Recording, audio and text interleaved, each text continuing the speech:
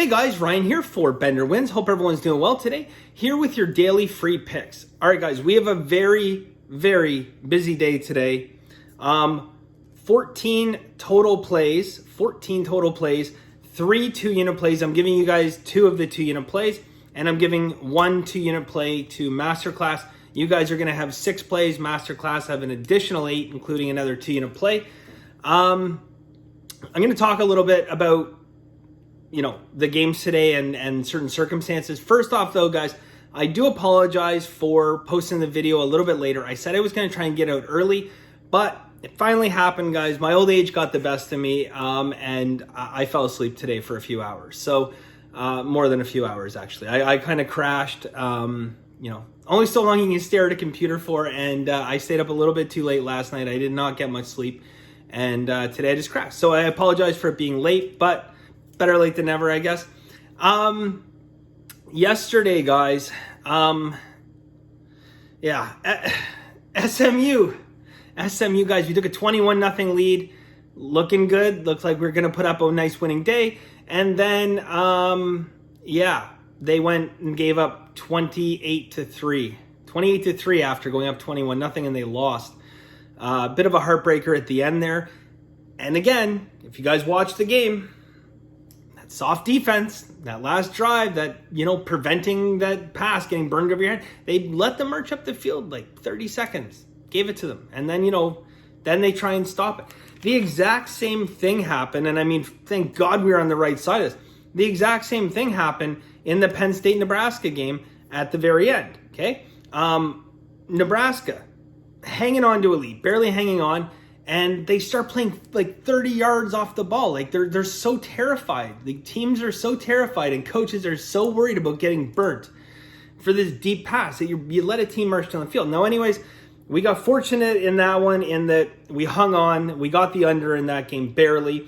It was a big game because we had Nebraska money line plus 142 in Masterclass as well. So that would have been a real dagger had they given up that lead. But again, I'm not going to talk too much more about that. I just disagree with the coaching style. I know you guys know that. And, when you see it, some of you guys message me like, I see what you're talking about now.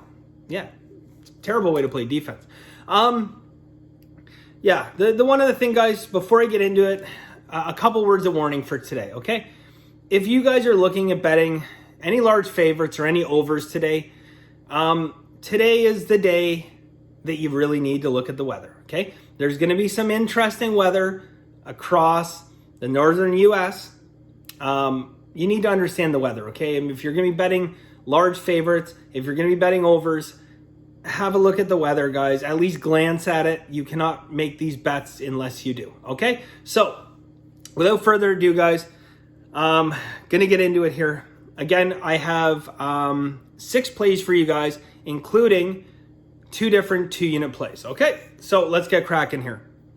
First off, guys, we have who do we have? Philly and the Giants. Okay, so Philly and the Giants. Our first play, guys, we are going to go under 44.5. We are going to go under 44.5. All right.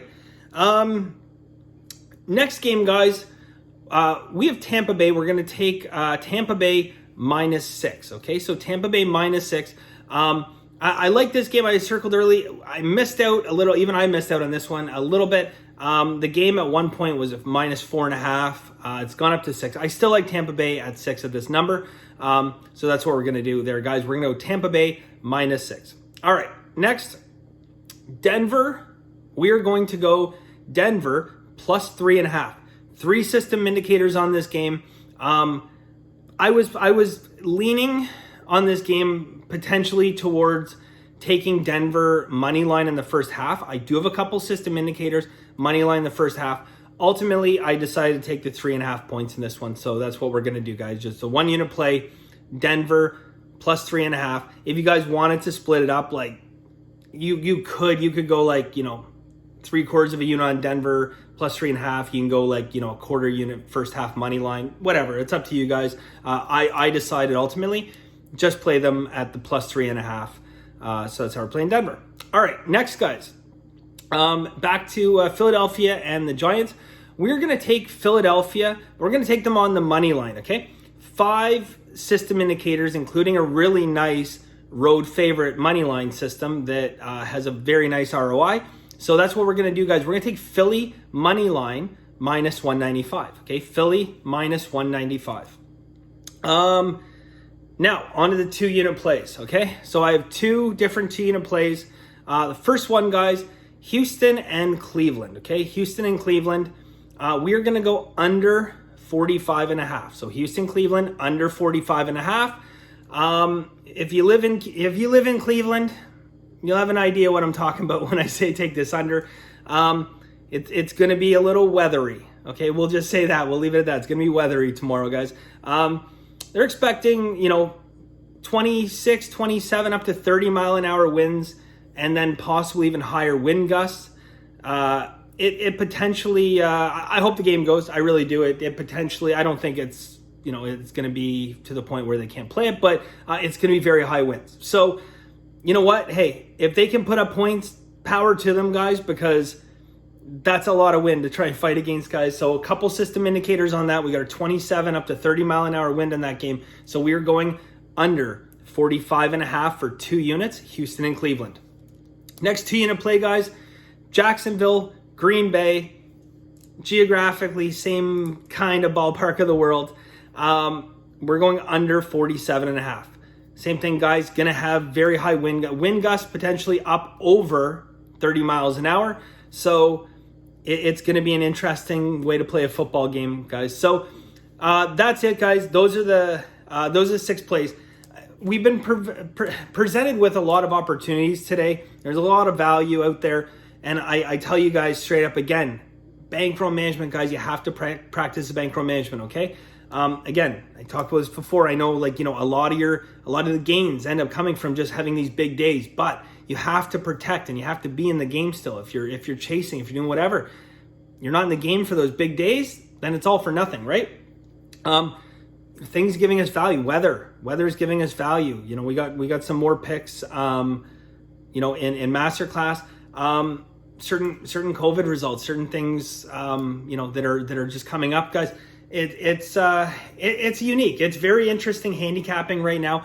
And I'll be honest, it's much more time consuming than I'm accustomed to, because now, again, you're trying to understand certain line moves and where the money's going. And it's not always for the purest reasons. It's not necessarily 2 years ago, I didn't have to worry about steam coming in because, 4 different defensive backs all got COVID-19. I mean, it wasn't a thing. And now you have to try and understand it. And not only try to understand the money aspect, but now you have to transfer it over to the actual handicapping aspect. And when you're doing that, you think, okay, so, a team loses, a running back, an offensive lineman, and 2 defensive backs. How does that translate into points on the field? How does that affect their power rating?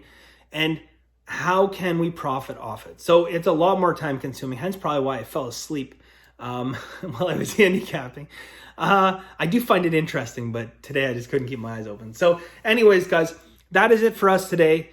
Best of luck today. SMU, Mafangu. Anyways, yeah. All right, so that's it for today, guys. I'm getting off on a tangent, but I'm done. Thank you guys for everything. I really, really do appreciate all the support, all the nice feedback, all the compliments. So yeah, thank you guys. And as always, have a very lucky day.